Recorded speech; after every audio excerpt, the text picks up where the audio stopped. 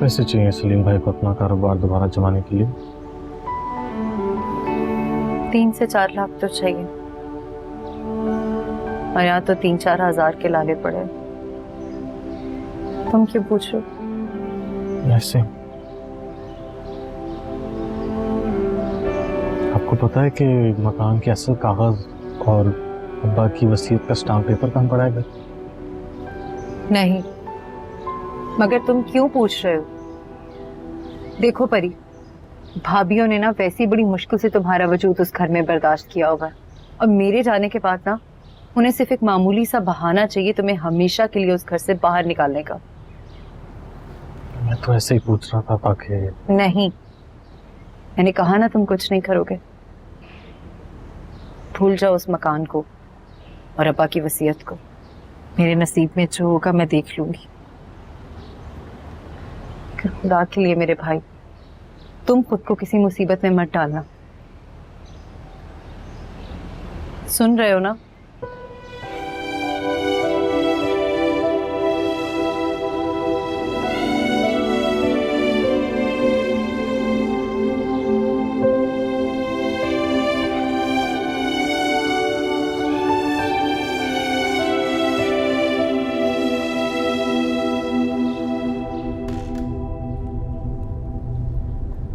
लुबना, लुबना किधर हो? We are getting late. Lubna, Naseem, Naseem, Lubna बीबी किधर है? मैडम वो ड्राइवर के साथ यूनिवर्सिटी गई हैं। व्हाट? कब गई है? अभी थोड़ी देर पहले गई हैं।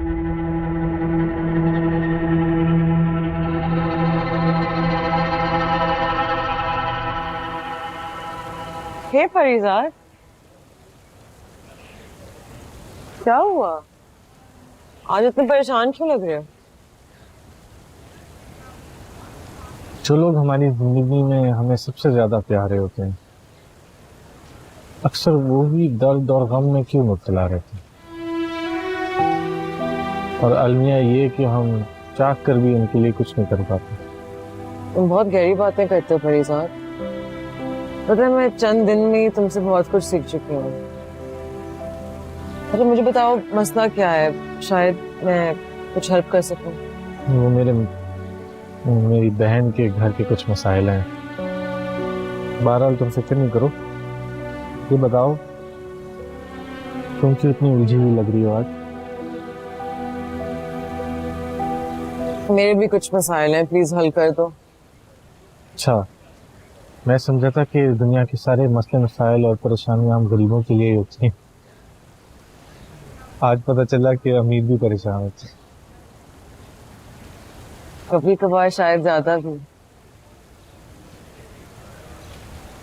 जब हम यहाँ शिफ्ट हुए थे ना, तो इसलिए हुए थे क्योंकि मामा की कुछ जमीनें हैं, वो चाहती थी कि वो उनके सामने बिकें। अब सौदा हो चुका है, वो कह रही है वापस चलो। इस साथ मैं रोज रोज की शिफ्टिंग से इतनी तंग आ गई हूँ ना। अच्छा तो ये परेशानी है।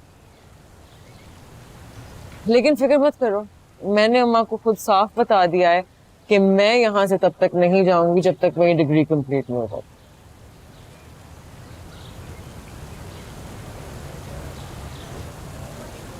एक बात पूछूं? तुम्हारे मतलब तुम्हारी मम्मा से तो मुलाकात हुई है, तुमने कभी अपने अब्बा का जिक्र नहीं किया? यार,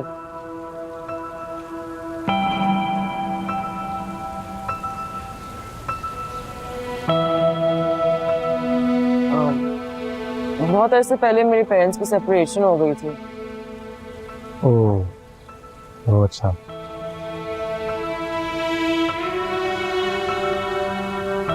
खैर, मैं इस मौजूद पे बात नहीं करना चाहती। मुझे बताओ कि तुम्हारी जितनी शायरी है, तुमने जितने पोम्स लिखे हैं, तो उन सबको एक किताब में कंपाइल करके पब्लिश क्यों नहीं कर देते? बहुत फेमस हो गए। फेमस मतलब बदनाम? नहीं, फेमस मतलब मशहूर। यानी बदनाम जो होंगे तो क्या नाम ना होगा? हाँ कुछ ऐसे।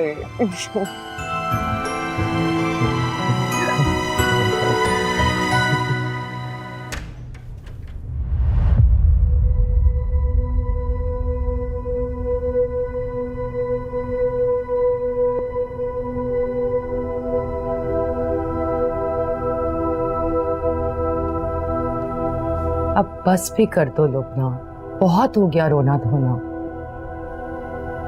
मेरा सेमेस्टर तो खत्म होने देती, ये जल्दी करने की क्या जरूरत थी मामा? देखो बेटा, हर फैसला सही वक्त और सही मौके पे करना बहुत जरूरी होता है। पर तुम जानती थी ये सब कुछ तुम्हारी भलाई के लिए हो रहा है। अक्लमंद वही होता है जो वक्त को सही मौके पे कैश करे। Okay, come on, cheer up. Okay, I'm waiting for you. आ जाओ।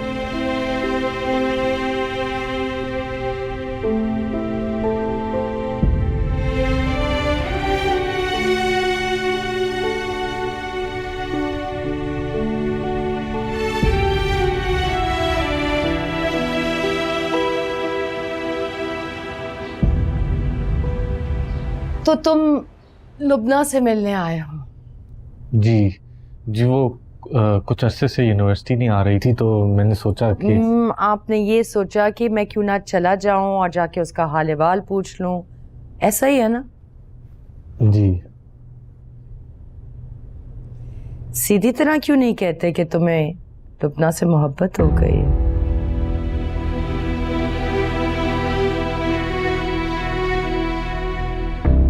जी ऐसी कोई बात नहीं है, मैं तो बस उससे मिलने के लिए आ रहा। ठीक है भाई, आप कहते हैं तो मान लेते हैं, वरना मुझे तो कुछ और ही लग रहा था।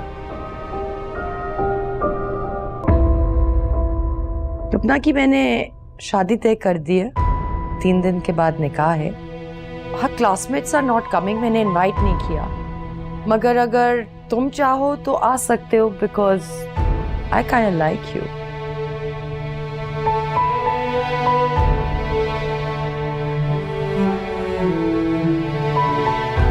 उसके फियांसे ने उसे शादी के बाद पढ़ाई की भी इजाजत दी है, पर I don't think that Lubna चाहेगी कि वो पढ़ाई करे। She wants to relax, chill, enjoy life, you know. कौन है लुबना के होने वाले शौहर? इंडस्ट्रीज के टाइकून नौमान बशीर। तुम्हारी तो मुलाकात हुई थी ना पार्टी में।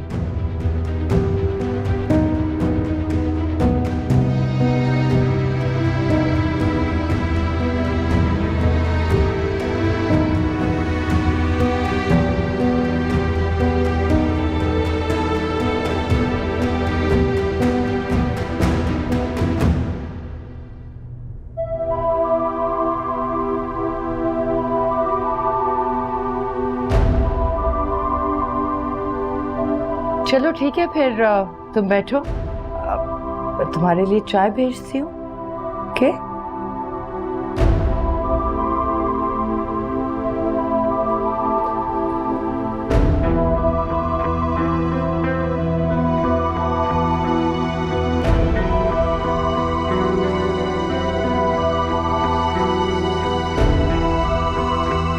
फरीजात, हाय,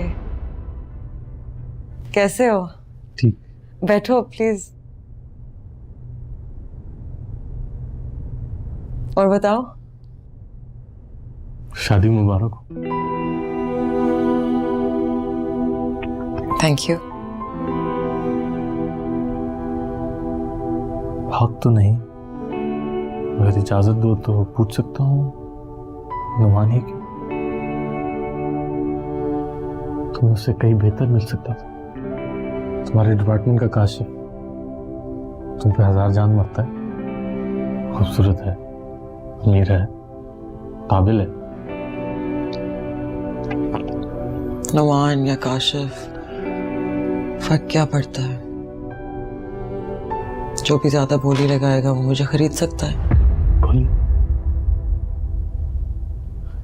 खरीदारी क्या? हमारे यहाँ रिश्ते नहीं आते, बोली लगाई जाती है। जो ज्यादा बोली लगाएगा वो मुझे खरीद सकता है। तुम ज्यादा बोली लगा सकते हो तो तुम भी मुझे खरीद सकते हो। बोली तो बाजारी औरतों की लगती है। तो तुम मुझे क्या समझते हो? मैं वही तो हूँ।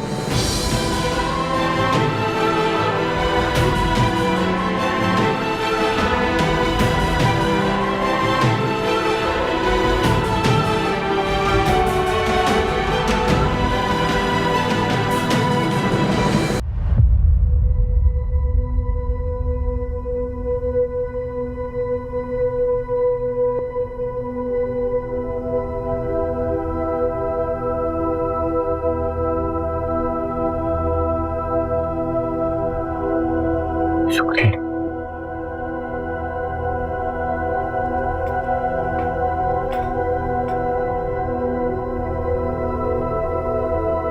यूनिवर्सिटी में कोई मेरी हकीकत नहीं जानता। आजकल बाजार में नाचने वालियों का दौर नहीं है, अब लाइफस्टाइल का दौर है। हमेशा बताया जाता है कि बाप कहीं बाहर रहता है, लेकिन मुझे पढ़ाई का शौक था, हमेशा पढ़ना चाहती थी। तो थैंक्स टू मम्मा, उन्होंने मुझे इतनी इजाजत दी कि मैं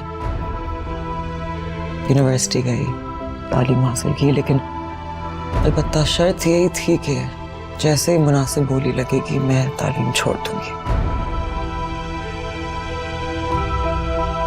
तो मैं वही कर रही हूँ।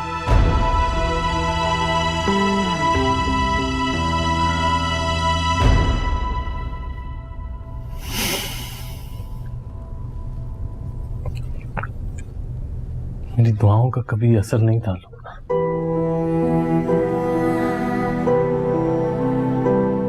मगर मैं दुआ करूंगा कि तुम सदा खुश रहो।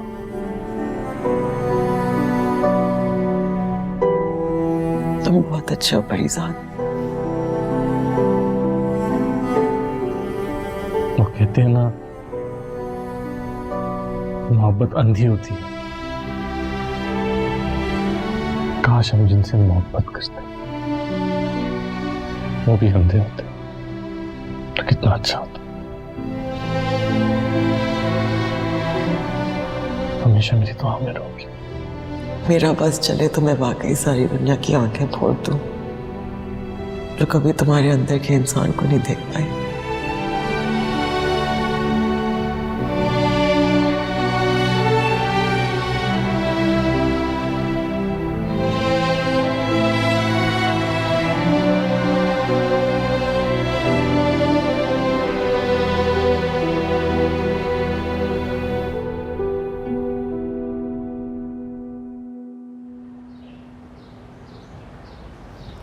मिला है लुबना से?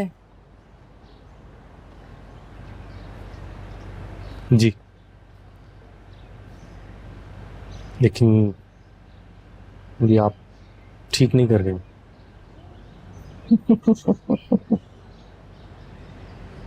हमारे यहाँ जज्बात की कोई कीमत नहीं होती लड़के।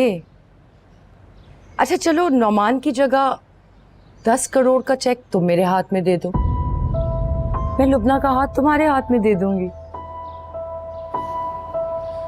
10 करोड़? मुझ जैसे इंसान की जेब से 100 रुपए का बंधा नोट निकला है, बड़ी बात। क्यों, तुम में क्या कमी? सुनो लड़के, ये जो चेहरा, सूरत, शख्सियत है ना, ये सब लोअर मिडिल क्लास लोगों के मसाइल होते हैं। मर्द की सूरत, उसकी शख्सियत और उसका वकार सब उसके पैसे से होता है। जाओ इस बेरहम दुनिया में जाओ और अपने हिस्से की दौलत समेट लो। खुद को इतना अमीर करो कि ये जो तुम्हारी शख्सियत के ऐब है ना, दुनिया को स्टाइल लगने लगे। और फिर मेरी लुबना जैसी 1000 लुबनाएं होंगी तुम्हारे आगे पीछे। गो and conquer the world. Yes.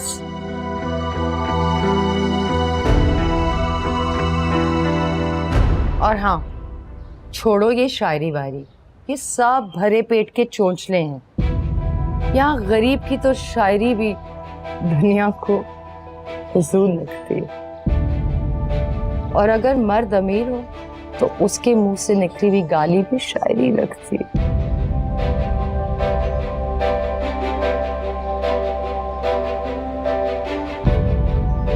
लफ्ज़ में कुछ नहीं है।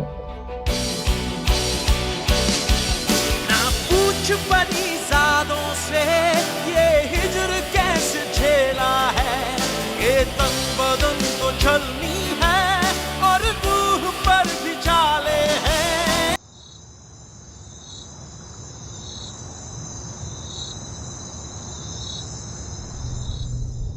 मर्द की सूरत, उसकी शख्सियत और उसका वकार सब उसके पैसे से होता है।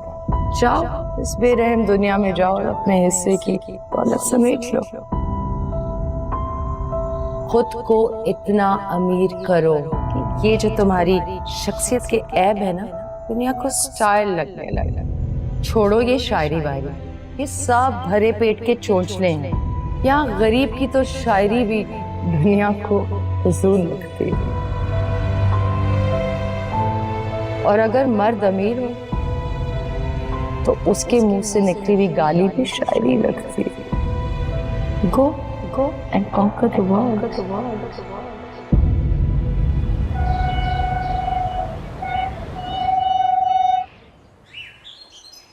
यूनिवर्सिटी छोड़ रहा है, मगर क्यों? जी वो आगे फिर थीसिस वगैरह पे भी बहुत खर्चा है, और मेरे पास किताबें लेने के भी पैसे नहीं हैं।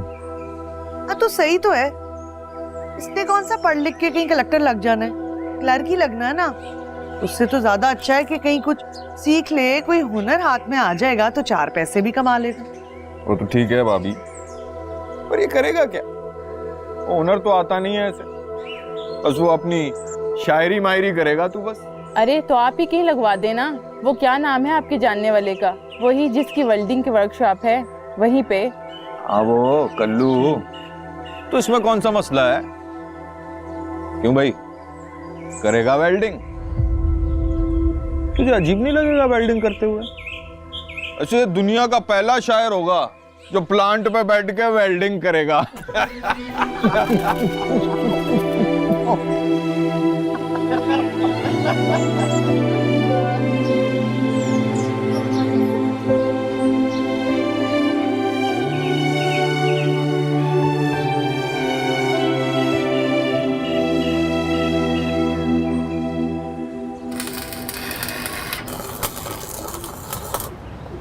चल चल मेरा बेटा, लेट अब तू कर। शाबाश। हाँ ये लेना। पर यार तेरे हाथ मजदूरों वाले नहीं है, इन नाजुक हाथों से तोड़ लेगा फुलाद। हाथों में फुलाद आएगा तो हाथ फुलादी हो ही जाएंगे ना कल्लू उस्ताद। शाबाश, ले।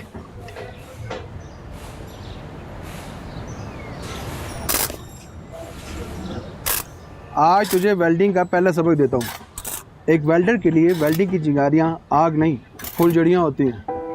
ये तेरे लिबास को छलनी करके तेरे जिस्म पर हज़ारों दाग डालेंगे। जब तेरा जिस्म तेरे अंदर की तरह दागदार हो जाए तो समझ लेना तेरी ट्रेनिंग मुकम्मल हुई। शाबाश, बहुत अच्छे, शाबाश। कर ले काम जल्दी मुका। हाँ कर रही हूँ। अरे आता ही होगा। हाँ ले आ गया। अस्सलाम वालेकुम अब्बा। वालेकुम अस्सलाम। हाँ बेटा, हो यार डॉक्टर से? जी अब्बा। भाई क्या बोला डॉक्टर? कुछ नहीं अब्बा, कह रहा था कि इस वक्त में ज़रा कमज़ोरी हो जाती है तो खुराक का और आराम का ख्याल रखना होगा।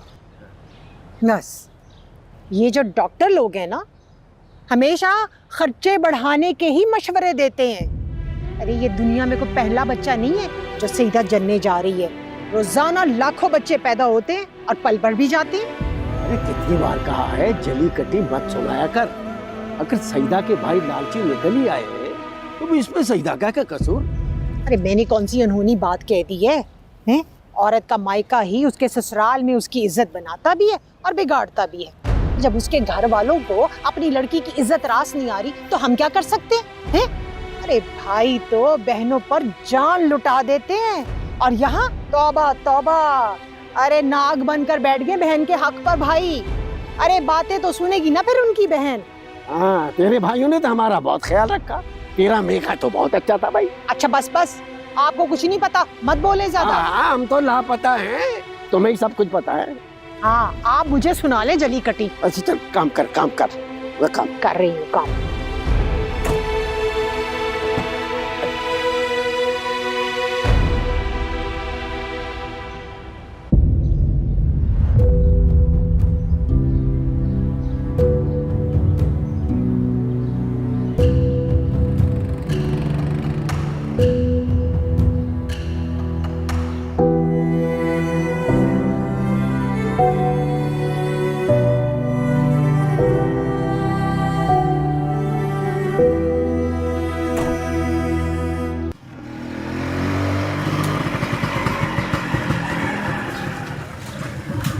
ओए परिजात, बात सुन।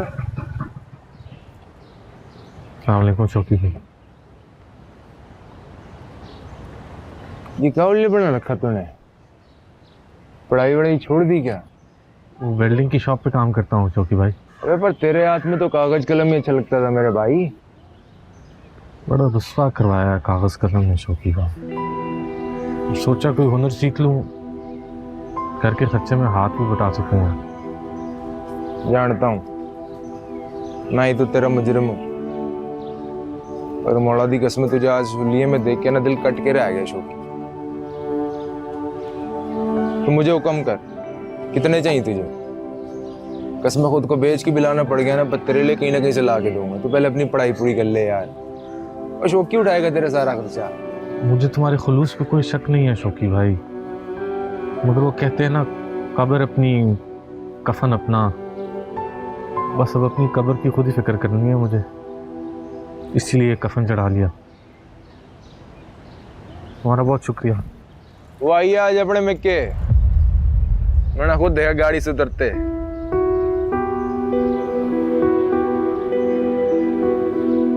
अपना वादा याद है ना शौकी भाई? तेरे उस वादे ने तो रोक के रखा मैंने, वरना अब तक तो उसका वो चर्चा होता ना कि मुझे ये भी पता लग गया था उसकी बारात वाले देनी कि माजा ही था उस रात छत पे उसके साथ। अभी चट मंगनी तो पट ब्याह कर डाला उन्होंने। मगर आफरी है तुझ पे। अबे तू सब कुछ जानता बूझता अनजान बना रहा, कभी उनके पोल नहीं खोले। तुम भी कभी इस रात से पर्दा नहीं उठाओगे शौकी भाई, यही तुम्हारा वादा है। मट्टू तुझे देख के पता लगता है कि असल मोहब्बत क्या होती। मुझ जैसा कमजोर, अबे हम तो नाम ही लेते हैं बस इश्का, घास चरते हम घसियारे।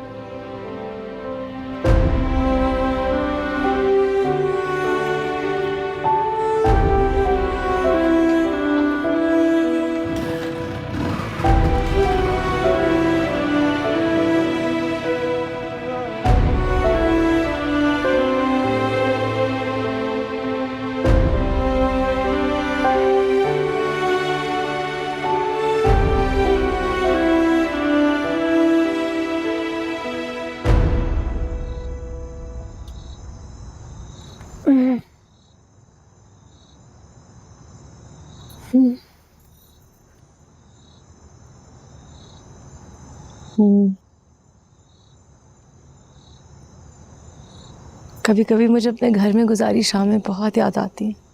दिल करता है उड़ के वापस आ जाऊं। सुनो, परिजात ने क्या पढ़ाई छोड़ दी है? तुम्हें अचानक से इनका ख्याल कैसे आ गया? नहीं, मैं जब आ रही थी तो उसे गुजरते देखा, लग रहा था जैसे मजदूरी करके आ रहा हो। हाँ, वो परिजात भाई ने यूनिवर्सिटी आधी छोड़ दी है और अब वो मजदूरी करते हैं किसी वर्कशॉप में। क्यों? वो तो बहुत आगे था पढ़ाई में, उसको तो बहुत शौक भी था पढ़ाई का। वो तो शायरी भी बहुत अच्छी कर लेता था, उसने एकदम ऐसे क्यों पढ़ाई छोड़ दी? हाँ यार, तुम तो जानती हो ना इसके भाई और भाभीयों की लालची तबीयत को। मुझे लगता है ज़रूर इन्होंने ही मजबूर किया होगा कि पढ़ाई वगैरह छोड़ो और घर का खर्च दो, वरना इतने अच्छे ब्रिलियंट स्टूडेंट को भला क्या ज़रूरत थी कि यूनिवर्सिटी छोड़कर मजदूरी करें। सुनो, वो जो पिछली गली में मुंशी है जावेद अवान, सुनो उसने दूसरी शादी कर ली है। अरे वाह, बड़ी खबरें रखती हो। यार वैसे आजकल के दौर में मर्दों का कोई भरोसा नहीं है। हाँ, लेकिन मैं तो पसंद की शादी करूंगी, लव मैरिज।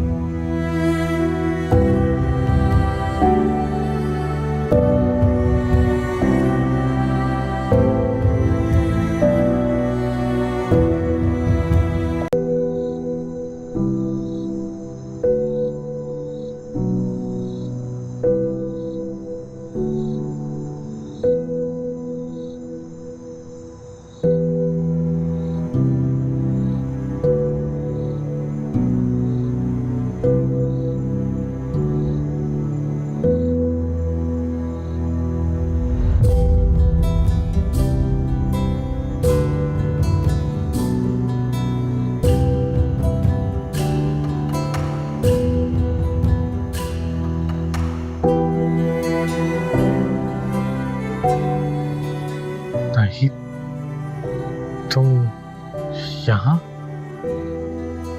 इस वक्त? माफ कीजिएगा, बिना इजाजत सीधी ऊपर आ गई। आपने बुरा तो नहीं मनाया? नहीं नहीं, मैं तो खुद यहाँ चांद को देखकर सोच रहा था कि शायद तुम भी अपनी छत पे खड़ी यही चांद देख रही होगी। और सोच रहा था ये चांद कितना खुशनसीब है, ये हम सबकी बेचैनियों से वाकिफ है। हाँ, मैं भी आज अपनी छत से चांद को ही तक रही थी। ये चांद तो हम सबका राजदार है। ठीक कहा तुमने। मगर तुम इस वक्त यहाँ, तुम ठीक तो हो ना? क्यों? आपकी छत पे आना मना है? नहीं, मेरा हरगिज़ ये मतलब नहीं था। मैं तो जाने कितनी सदियों से तुम्हारी इन कोमल कदमों की चाप सुनने के लिए तरस रहा हूं, और यहाँ आकर तुम्हारे पैरों ने इन सीढ़ियों को, इन रास्तों की सोई तकदीर जगा दी।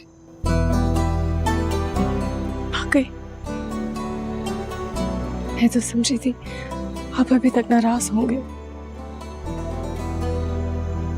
नाराज था, बहुत नाराज था, मगर यहाँ आकर तुमने मेरे सारे जलते जख्मों पर जैसे ठंडा मरहम रख दिया।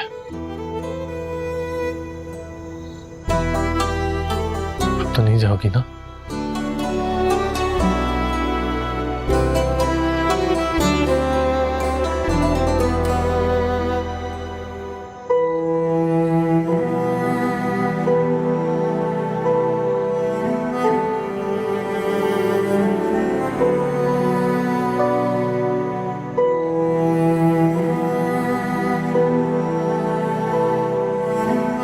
अपना बहुत ख्याल रखना, मुझे हर वक्त तुम्हारी फिक्र लगी रहेगी।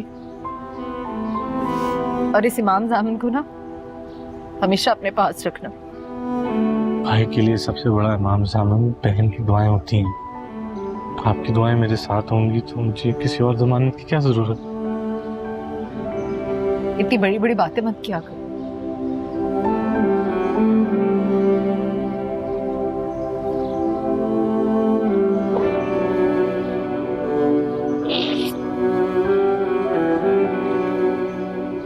कामयाब होके वापस आना।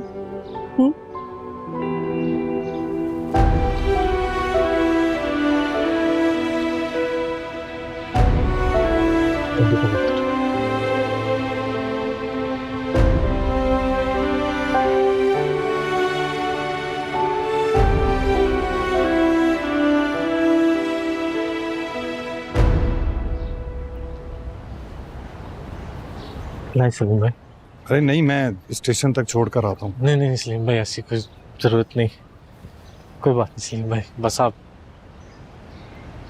मेरी आप ही के साथ रहें, क्योंकि मुझे पता है मेरे निकलते ही मैं बहुत ज्यादा रोएंगी। ख्याल रख सलीम भाई, मैं आपसे छोटा हूँ, अगर जाते जाते मैं आपसे कुछ कहना चाहता हूँ। मैं जानता हूँ आप माँ और बीवी के दो चक्की के पाटों के बीच पिसने वाले और बहुत से मर्दों में से एक हैं, लेकिन माँ का हुक्म, इज्जत और एहतराम कायम रखते हुए अगर बेटा अपनी मजबूर बीवी के लिए दो लफ्ज भी बोल दे तो औरत जी उठती है, जिंदगी जिंदा लगने लगती है उसे।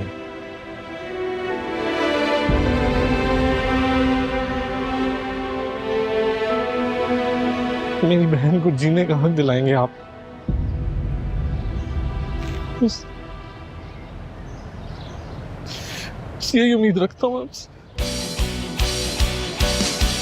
ना पूछ परीज़ादों से ये हिजर कैसे झेला है, ये तन बदन तो छलनी है और रूह पर भी जाले हैं। कैसे जान पाओगे इश्क में क्या गुजरी है, कितने जख्म खाए हैं, कितने दर्द पाले हैं।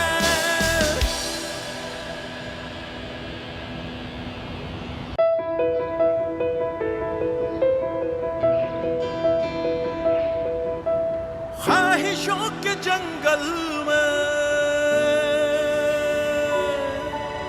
हसरतों के बिस्तर पर, जिस्म तो गुलाबी है और दिल से काले हैं।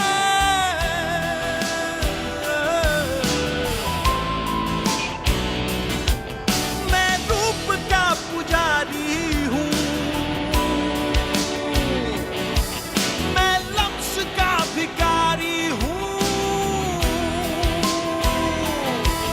लेकिन जहाँ मैं बसता हूँ वहाँ मंदिरों पे तारे हैं।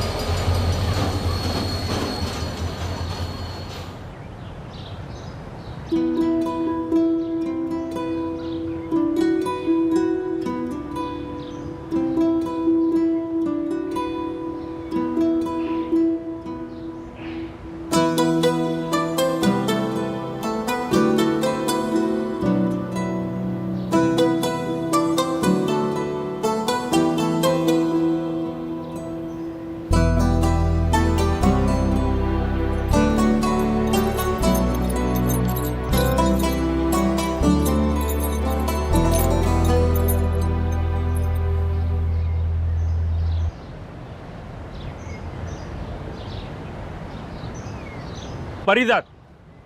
हाँ तुम जानू? हाँ हाँ, और कोई नजर आ रहा है स्टेशन पे जानू मेरी तरह का? कल्लू साहब ने तस्वीर नहीं दिखाई मेरी? वो दिखाई थी मगर मौजूदा हुलिये से जरा सा मुख्तलिफ थी। ड्यूटी पर हूं ना मैं, छुट्टी लेके आया हूँ आधे घंटे की सिर्फ तुझे रिसीव करने। शुक्रिया। चल।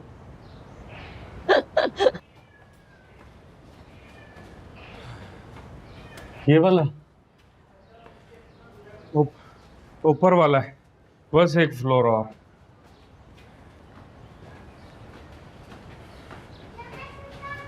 तू एक ही दिन में थक गया, रहेगा कैसे?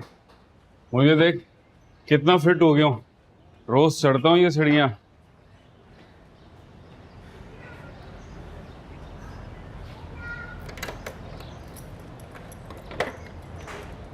आजा फरीदाद भाई, अंदर आजा।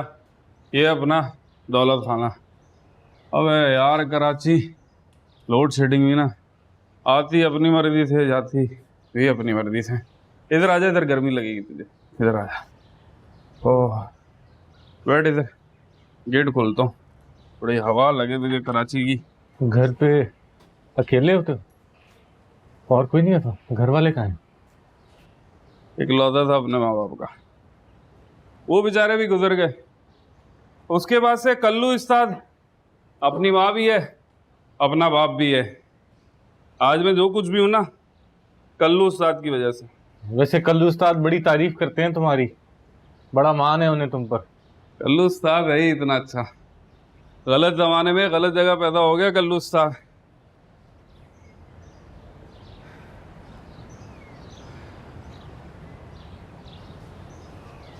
तो अब कहीं ड्राइवर हो? मैकेनिक का काम छोड़ दिया? हाँ यार, वो छोड़ दिया मैंने, मगर उस हुनर ने बड़ा साथ दिया मेरे शहर में शुरू में। अच्छा सुन, मैं चलता हूँ, आधे घंटे की छुट्टी लेके आया हूँ बॉस से। किचन में रात की रोटी और सालन रखा हुआ, भूख लगे तो खा लेना, लाइट ना आए और गर्मी लगे तो नहा लेना, वो कोने पे गुसल खाना, ठीक है? अच्छा वो सुनो, सेठ से कब मिलवाओगे? अभी आया, सांस ले, छुरी तले थोड़ा दम तो ले भैया। मेरी मुलाकात मेरे सेठ से महीनों में एक बार होती है, वो भी जब वो बोनस देने आता है। हमारा बॉस सेठ का मैनेजर है मुस्तफ़ा, वही देखता है यहाँ सारे काम। ओह अच्छा, नहीं मुझे लगा था शायद मैं जल्दी दुबई के लिए निकल जाऊंगा।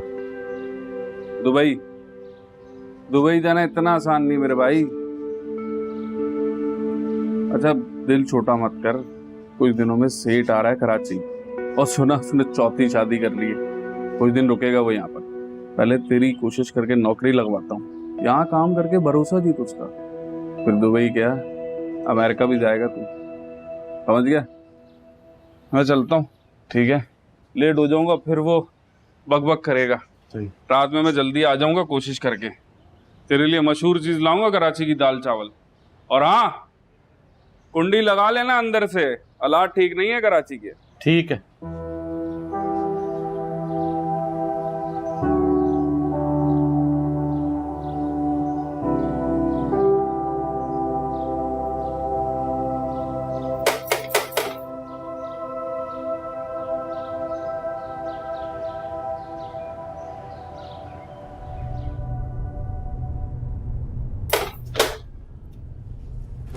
क्या मुसीबत है, दरवाजा खोलने में तुम्हें इतनी देर क्यों लग गई? कौन हो तुम? जी मैं मेहमान आया हूँ। जानू कहाँ है? वो मेरा मतलब शाहजहां कहाँ है? शाहजहां का तो नहीं पता, जानू अपने काम पे गया, रात को आएगा। अच्छा उसे कहना ये माही के फ्लैट से आया था। अच्छा छोड़ो, रहने दो, मैं फिर आ जाऊंगी।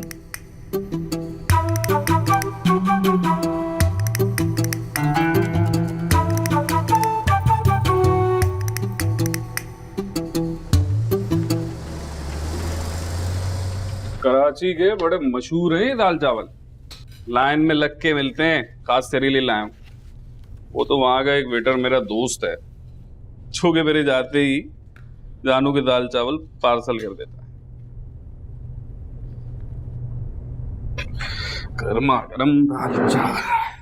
ये शाहजहां कौन है?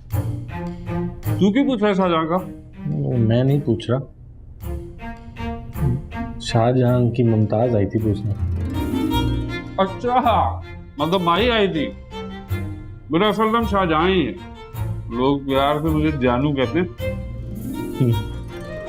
प्यार से ठीक हो गया। मेरी छोड़, ये बता तुझे कभी किसी से मोहब्बत नहीं हुई? नहीं, मगर मुझसे कौन मोहब्बत करेगा? क्यों? ये क्या बात? मोहब्बत करने के लिए कोई डिग्री जरूरत होती है क्या? लेकिन मैं एक बात मानता हूँ, मोहब्बत से ज्यादा मजा ना किसी का महबूब बन के रहने में। जैसे मैं माही का महबूब। क्योंकि किसी का महबूब बनना हमारे इख्तियार में होगा। इख्तियार का मुझे नहीं पता भाई, लेकिन मैं ये मानता हूँ दुनिया का सबसे ऊंचा और बड़ा रुतबा ये है कि आप किसी के महबूब बन जाओ। उफ, जा। इस बात ने मुझे मेरा पुराना जिगरी याद करा दिया। वो अगर यहाँ होता ना एक पूरी गजल कह देता। लेकिन मेरे नसीब में ये औहदा मेरे मुकद्दर ने कभी लिखा ही नहीं। उदास मत हो यार, गजल मैं सुनाता हूँ गजल। मेरे महबूब मुझसे मोहब्बत ना मांग, दाल चावल खा। मैं बहुत ही खुशनसीब तो आते साथ ही तुझे कराची के मशहूर दाल चावल खाने को मिल रहे हैं। बहुत मजेदार है।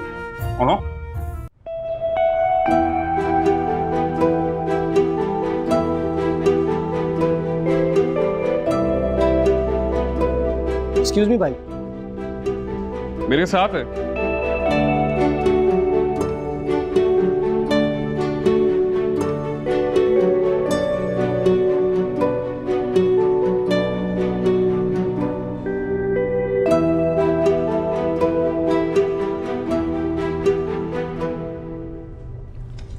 अस्सलाम वालेकुम।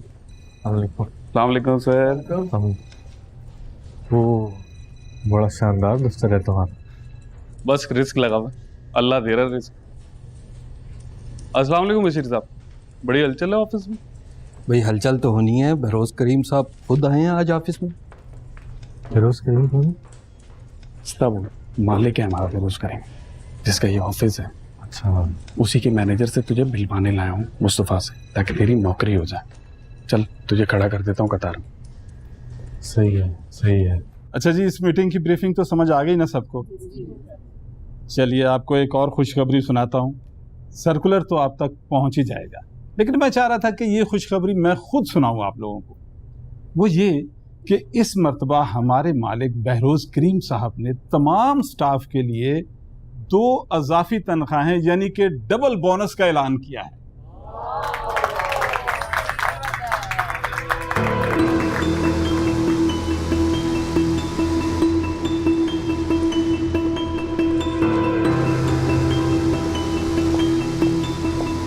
अस्सलाम वालेकुम। वालेकुम सलाम। माजरत मैं आपको रोक रहा हूँ, ये मेरा कज़न है, पिंडी से आया परिजात, इसे काम की ज़रूरत है। अस्सलाम वालेकुम। परिजात, इंटरेस्टिंग नाम है, किसी काम पे लगा दीजिए इसे। शुक्रिया सर। तो लॉटरी निकली, अब काम हो जाएगा तेरा।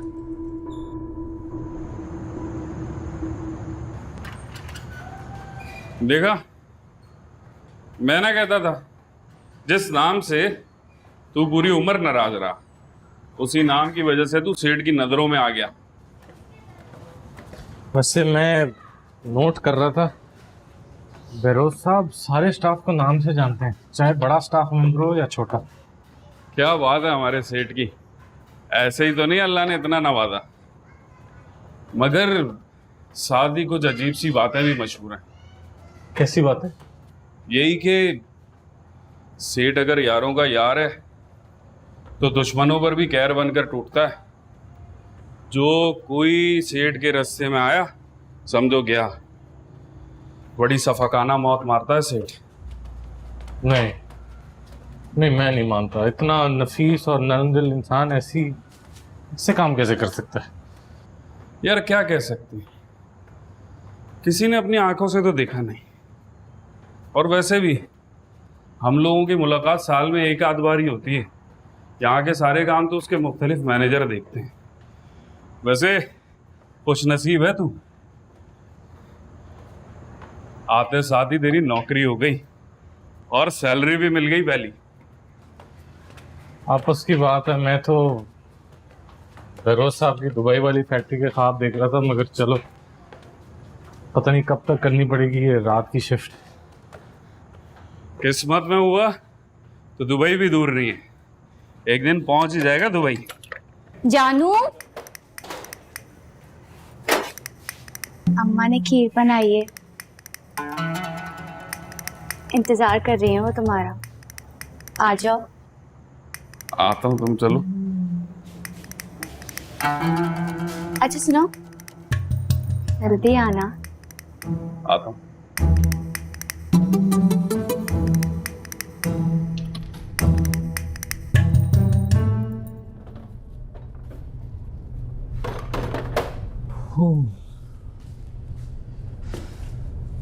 वैसे जितने चक्कर ये दिन में फ्लैट के लगाती है, तुम उसे मुशक्कत से बचाने के लिए यहीं क्यों नहीं रख लेते निकाह करके? रख लूंगा एक दिन,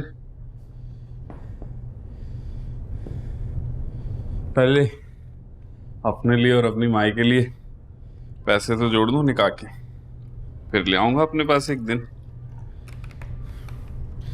अच्छा, मैं पानी पी के जा रहा हूँ, खाला से मिलकर आता हूँ। खाला कौन? अरे मेरी मुमताज की माँ, वालिदा माजदा यानी खाला साजदा। ओह अच्छा, यानी उन्हें भी इस फसाने की खबर? हाँ बिल्कुल है, बल्कि खाला ने तो दिल में मुझे अपना दामाद तस्लीम कर लिया। अच्छा, मैं खीर खाकर भी आ रहा हूँ और तेरे लिए लेकर भी। सही। कुंडी लगा लेना।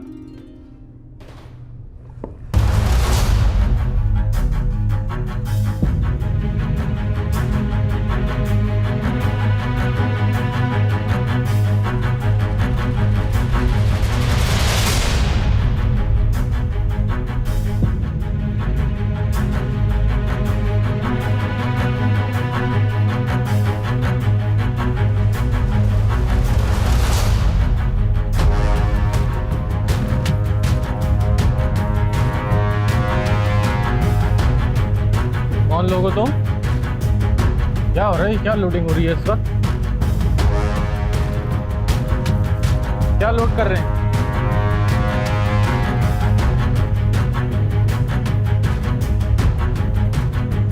सर आप यहाँ?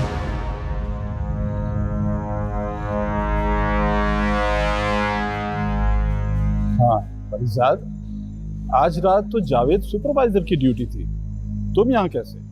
जी सर, वो जावेद को अचानक से शदीद बुखार में आ जकड़ा था, तो इमरजेंसी में मुझे बुला लिया शिफ्ट इंचार्ज में। मगर सर ये लोडिंग, ये तो शेड्यूल और लिस्ट में नहीं लिखी गई थी। हाँ बस वो अचानक एक डिलीवरी का ऑर्डर आ गया, तो मैंने सोचा कि रात के इस पहर किसी को क्या ज़हमत देनी है, मैं खुद ही आ गया। जाओ अपना काम देखो जाओ। मैं अपना काम ही देख रहा हूँ सर। मैं ये लोडिंग दर्ज किए बगैर कैसे गाड़ी को जाने दूँ सर? परमिट देखे बगैर मैं किसी गाड़ी को फैक्ट्री से बाहर नहीं जाने दे सकता। मैंने कहा ना, तुम जाके कोई दूसरा काम देखो, मैं हूं ना यहाँ, तुम्हें परेशान होने की जरूरत नहीं है। और हाँ, बाहर जाकर किसी से इस बात का जिक्र नहीं करना, वरना कल से नौकरी पे आने की जरूरत नहीं है, खुद को फारग ही समझ। सर जाओ ना यहाँ से, ये तुम्हारे मैनेजर का हुक्म है। जाओ। वो मैं साइट एरिया पर सुपरवाइजर हूँ, मुझे बड़े साहब से मिलना है। बड़े साहब से मुलाकात करनी है? आपने उनके स्टाफ से पहले टाइम लिया है? नहीं, टाइम तो नहीं लिया, मगर मेरा बहरोज करीम साहब से मिलना बहुत ज़रूरी है। मेरे भाई आपका दिमाग ठीक है? आप ऐसे ही मुंह उठा के मिलने के लिए आ गए? यहाँ पर बड़ी बड़ी फैक्ट्रीज के जो डायरेक्टर है ना, वो हफ्तों पहले टाइम लेते हैं, उनकी मुलाकात नहीं हो पाती, और आप बिना टाइम के आ गए। तो उनके किसी पीए से मुलाकात हो सकती है, बहुत ज़रूरी काम है। यार भाई आप वहाँ वेट करें, मैं बात करके बताता हूँ। जी बैठो।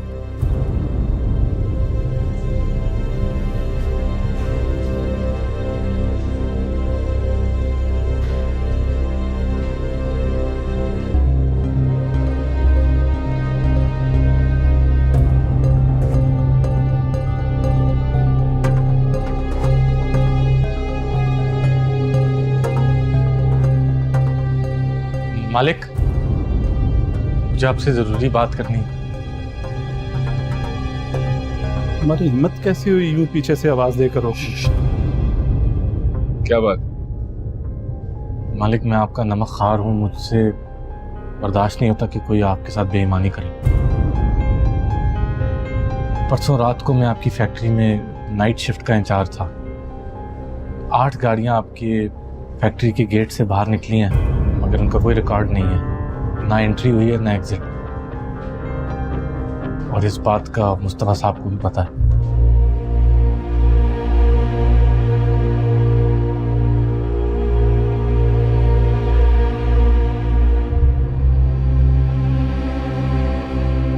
शाम को लाओ इसे मेरे पास। जी मालिक।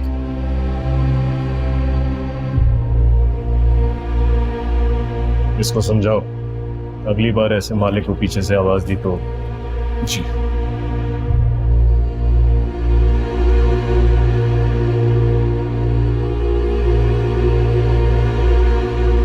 तुम तो अपना बोरिया बिस्तर गोल करो।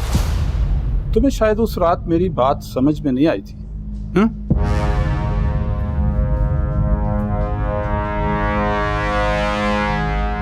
बेड़ा गर्क कर दी ना वही हरकत जैसे मना किया था मैंने तुझे।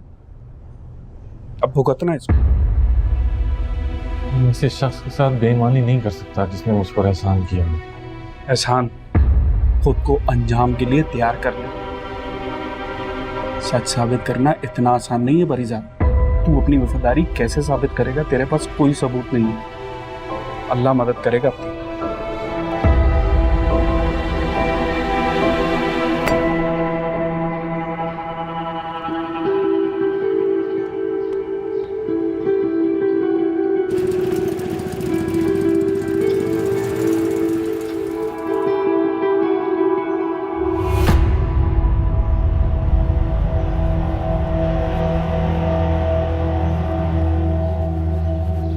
अस्सलाम वालेकुम सर। तुम्हारे पास 5 मिनट है, जो बोलना है बोल दो। मैं अब भी वही कहूंगा जो पहले कहा था। मुस्तफ़ा साहब ने 3 दिन पहले फैक्ट्री से 8 गाड़ियां बगैर एंट्री के निकलवाई थी। बतौर शिफ्ट सुपरवाइजर मेरा फर्ज है कि ये बात मैं अपने मालिक के इल्म में लाऊं। कोई सबूत है इस बात का तुम्हारे पास? नहीं, सबूत तो नहीं है। मुस्तफ़ा 25 साल से मालिक का वफादार है। उस पर बिना सबूत के इल्ज़ाम लगाने का मतलब जानते हो? लाश भी नहीं मिलेगी तुम्हारी। मैं आपको वो बता रहा हूँ जो मैंने देखा है, मगर सबूत नहीं है मेरे पास। आप मुझे मारना चाहते हैं, मार डालें, मगर सच एक ना एक दिन आप पर खुल ही जाएगा।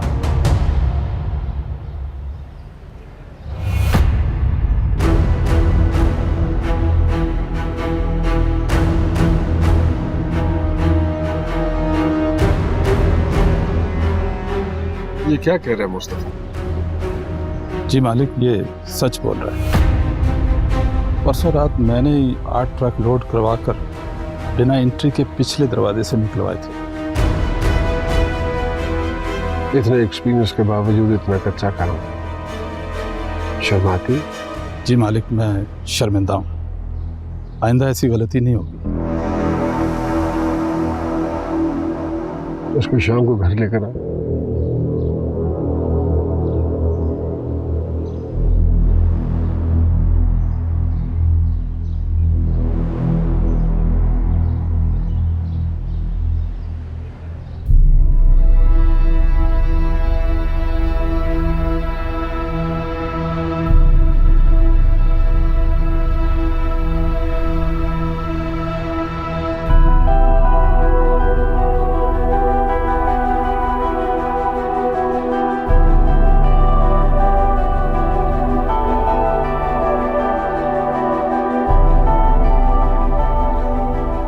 मुझे आपसे इतनी ज़रूरी बात करनी थी और आप गोल्फ खेलने चले गए।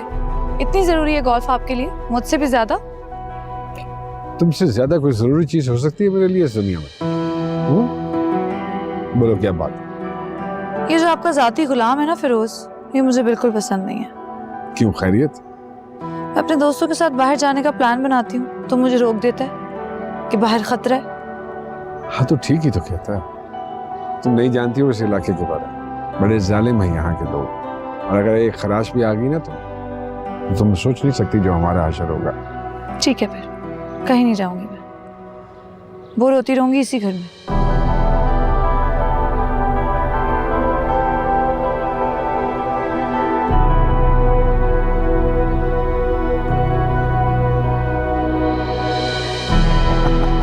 अच्छा सुनो मेरी बात। अरे नहीं बात नहीं तो नहीं,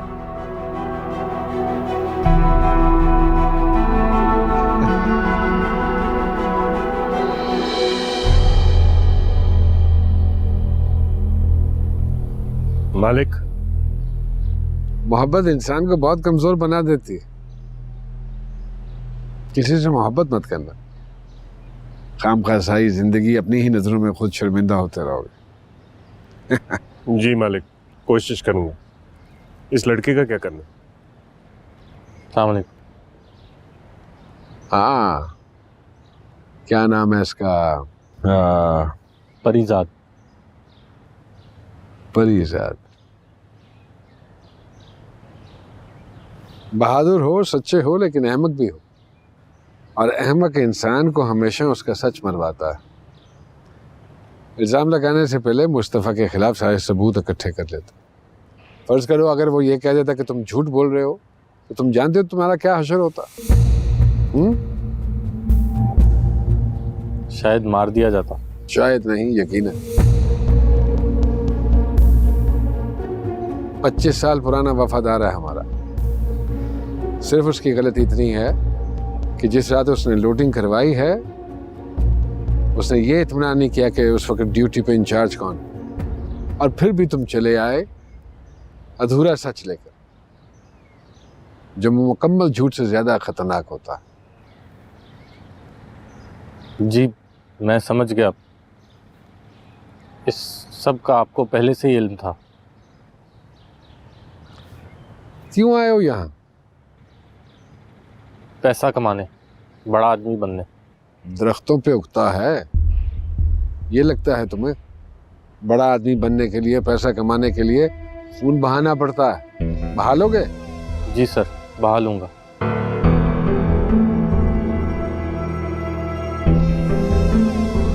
तुम्हारे काम का लगता है। समझा दो इसे क्या करना है। जी बेहतर मालिक, चलो। बल्कि सुनो, सुबह भेजो मेरे पास। और ये जो तुम्हें इर्द गिर्द बड़े बड़े घर और अमीर लोग नजर आ रहे हैं ना, ये सब वो लोग हैं जिन्हें तुम्हारी तरह किसी अंधेरी रात में किसी खुफिया लोडिंग की इतला मिली, लेकिन उन्होंने अपने मालिक को इस बारे में इन्फॉर्म नहीं किया। बात समझ में आई? जी जा। चल।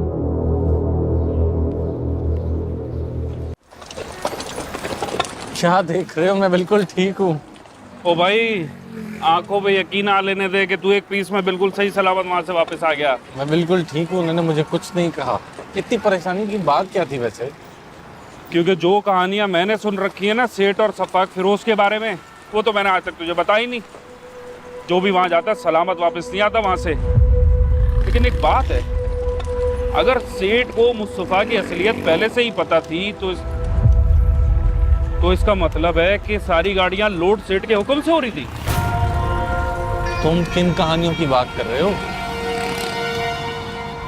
यही कि ये सारी फैक्ट्रियां, ये मिल्स, ये इंपोर्ट और एक्सपोर्ट, ये सब दिखावा है। लोग तो कहते हैं कि सेठ जो है वो अंडरवर्ल्ड का बेताज बादशाह है। इतने खतरनाक आदमी ने मुझे जिंदा जाने कैसे दिया? क्योंकि तू इम्तिहान में पूरा उतरा। मौत सर पर होते हुए भी तुम जमे खड़े रहे और अपनी वफादारी साबित कर दी। देख भाई, सेठ वफादार लोगों को भी हाथ से नहीं जाने देता, क्योंकि पैसे से हर चीज खरीद सकते हैं, वफा नहीं। अब तू आ गया सेठ की नजरों में। मेरी मान तो अभी पहली ट्रेन की टिकट करा और वापस जा।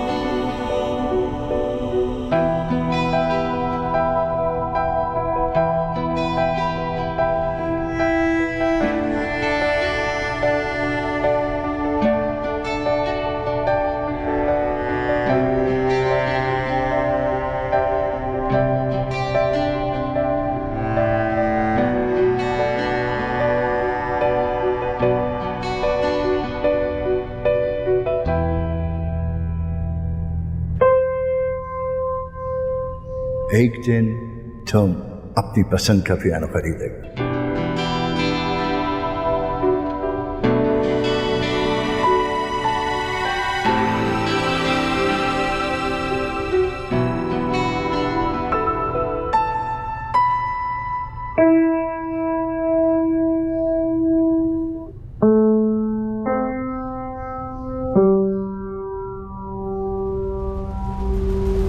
बजाना भी आता है या सिर्फ खेल रहे हो?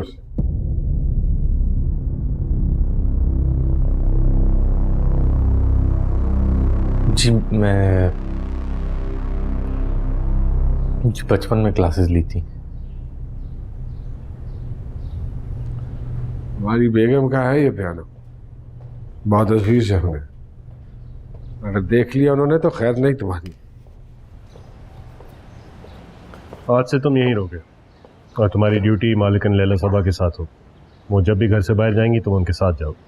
जी बेहतर। और ये सुनने में आसान है काम, लेकिन इतना आसान है नहीं। हमारे दुश्मन हमारी ताक में। जी मैं हर लम्हा उनके साथ रहूँगा। हम चाहते तो ये काम किसी और भी वफादार को दे सकते थे, लेकिन हमारे दुश्मन हम सबको पहचानते हैं। तुम नए हो, तुम पर किसी को शक भी नहीं होगा, इसलिए मालिकन के साथ रहना होगा और चारों तरफ नज़र रखनी होगी। जी समझ गया, बिल्कुल ऐसा ही होगा। एक बार फिर सोच लो, अगर हमारे दुश्मनों ने तुम्हें पहचान लिया तो तुम्हारी जान भी जा सकती है। मेरे होते हुए मेरी जान तो जा सकती है, मालकिन को एक आंच भी नहीं आने दूंगा। शाबाश, यही उम्मीद थी तुमसे।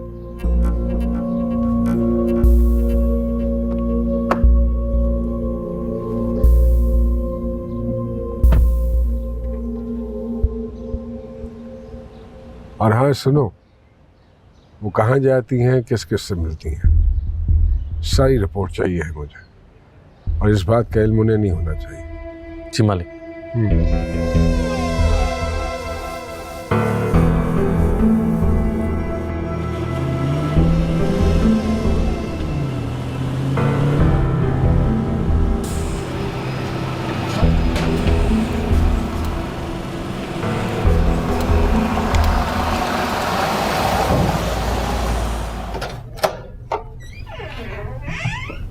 ये तुम्हारा कमरा, ज़रूरत की सारी चीज़ें यहाँ पर मौजूद हैं। शाम को तुम्हारे नए कपड़े तुम्हें पहुँचा दिए जाएंगे। और मेरे कपड़े जानू के फ्लैट में रह गए हैं, मैं मंगवा लूँगा। नहीं, तुम्हें मालिकन के साथ अंदर बाहर जाना है, ढंग के कपड़े पहनोगे और अपने दोस्तों और रिश्तेदारों से जितनी कम मुलाकात हो उतना ही अच्छा।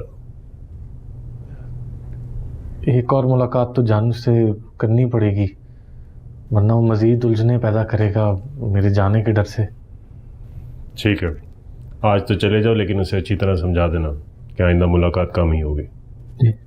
पीछे इंटरकॉम है, उससे तुम्हें इतला कर दी जाएगी मालिकन की मूवमेंट्स की। आधा घंटा पहले गाड़ी के पास ड्राइवर के साथ तैयार होकर खड़े रहना। जी बेहतर।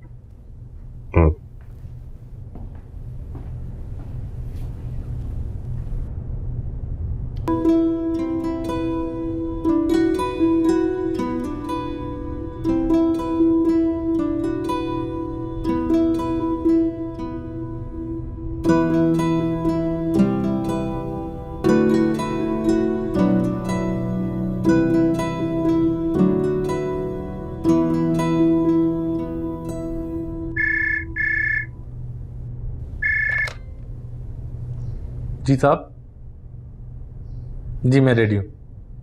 जी मैं आया। ओके। हाँ हाँ हाँ, बस निकल रही हूँ। आई एम सो सॉरी, थोड़ा सा ही लेट हुई हूँ। अच्छा, जस्ट गिव मी 15 मिनट्स, बस गाड़ी में बैठ रही हूँ।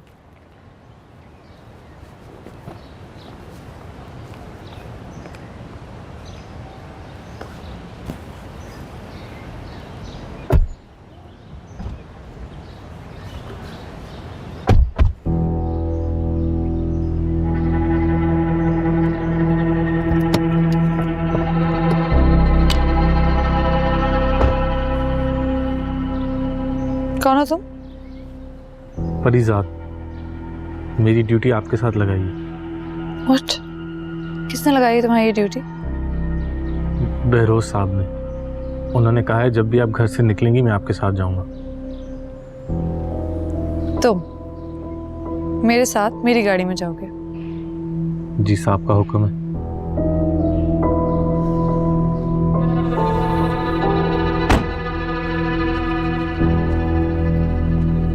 हाँ, बस उसको कहो कि डॉक्यूमेंट्स रेडी करें। आहा, और दूसरी बात यह है कि ये क्या किया आपने?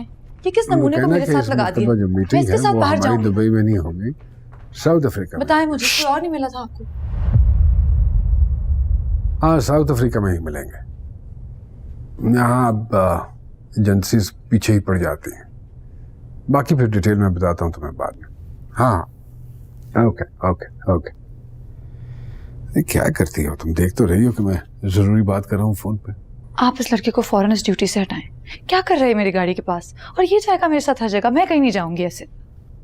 अरे हमारा ये डिसाइड हुआ था ना कि इस मौसम पे बात नहीं होगी। ये तुम्हारी हिफाजत के लिए रखा है भाई। आगा, मुझे और कितनी हिफाजत चाहिए?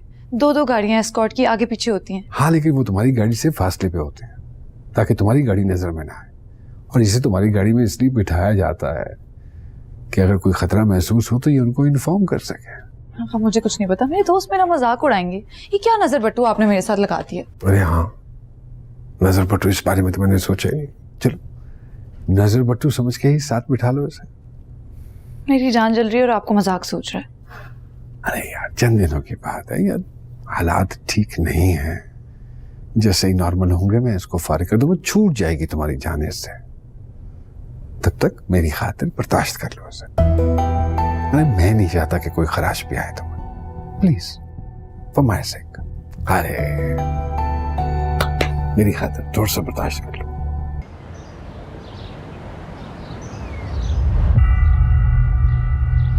तो मेरे पीछे पीछे कहाँ आ रहे हो? वो मालिक का हुक्म है कि मैं आपके साथ ही रहूं। तो मेरे पीछे नहीं आओगे? मेरे आने तक यहीं इंतजार करो।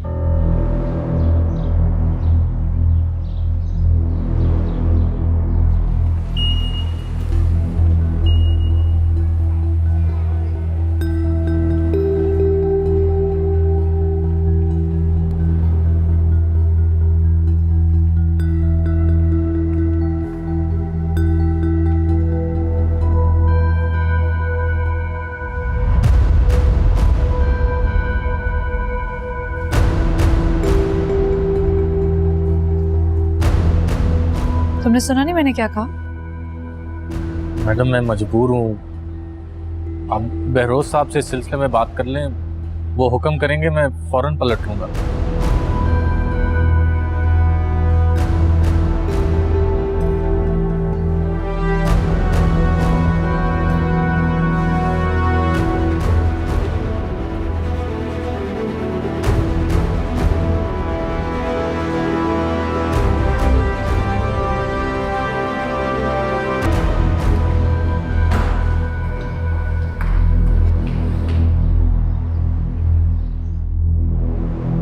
तुम्हारी मालिकन लैला सबा के साथ कोई बहस हुई? मेरी ये मजाल नहीं।